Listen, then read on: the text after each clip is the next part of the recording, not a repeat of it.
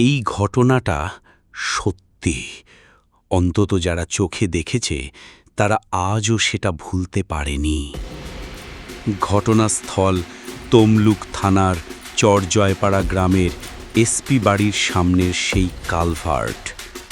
একটা পুরনো অন্ধকার রাস্তা, একপাশে গভীর ঝোপ আর পাশে সেই বিখ্যাত কালভার্ট, যেখানে নাকি রাতে কিছু অদ্ভুত আর ভয়ঙ্কর জিনিস দেখা যায়। আজ যে কাহিনীটা বলবো সেটা ঘটেছিল প্রায় ৭-৮ বছর আগে। রাত তখন প্রায় ১১টা কিংবা ১১:৩০। গ্রাম বাংলার নিয়ম অনুযায়ী তখন রাস্তায় পা বাড়ানোর মতো লোক খুঁজে পাওয়া দুষ্কর।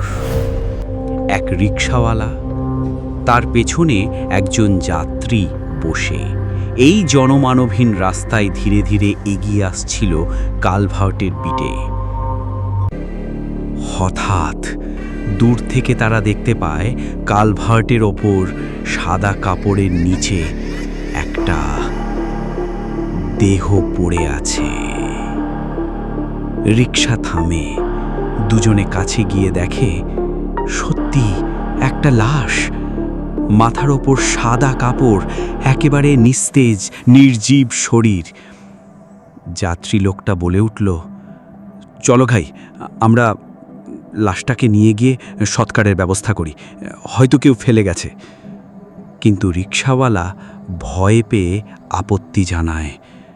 সে বলে, ভাই, আমাকে আমরা ভাড়া দিয়ে দিন, আমি এইসব লাশ নিতে পারবো না।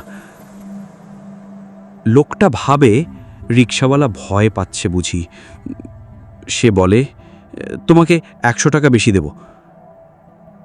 এই কথা শুনে রিকশাওয়ালা কিছুটা লোভে পড়ে রাজি হয়। তবে একটা কথা, আপনাকে এই লাশটা তুলতে হবে। লোকটি সম্মত হয়। সে লাশের মুখের কাপড় সরাতেই সে দেখে লাশটির চোখ খোলা। হ্যাঁ, ঠিক শুনছেন, লাশটি তাকিয়ে আছে তার দিকেই। একটা খোলা চোখে ভয় ছড়িয়ে দিচ্ছে নিঃশব্দে। এবার সে ধীরে ধীরে শরীরের কাপড়টা আরও একটু সরায়, আর তখনই তার চোখ ছানা বড়া। লাশটির শরীরে সাধারণ মানুষের মতন চামড়া না, বরং তার শরীর জুড়ে ছিল ভেড়ার মতো ঘন আর বড় বড় লোম। এইটা কোনো মানুষ না, এইটা কিছু একটা ছিল। লোকটি চিৎকার দিয়ে অজ্ঞান হয়ে পড়ে যায়। রিকশাওয়ালা ভয় পেয়ে দৌড়ে পালায় আর গিয়ে পড়ে এক বাড়ির সামনে। লোকজন বেরিয়ে আসে, তার কথা শুনে সেখানে যায়, কিন্তু সেই লাশ কোথাও নেই, আর সেই অজ্ঞান লোকটাও উধাও। পরদিন সকালে সেই কালভার্টের নিচে কাদায় আধা গাড়া অবস্থায় পাওয়া গেল এক লাশ।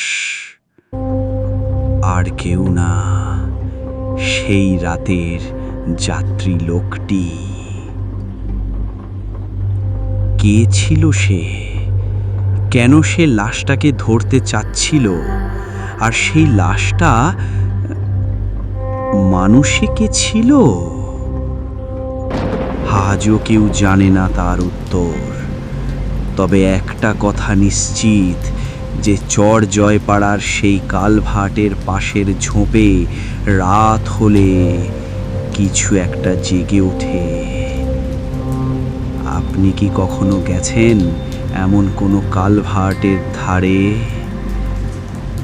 তাহলে সাবধান হন, হয়তো কেউ আপনাকেও বলবে, ভাই, একটু লাশটা ধরেন তো।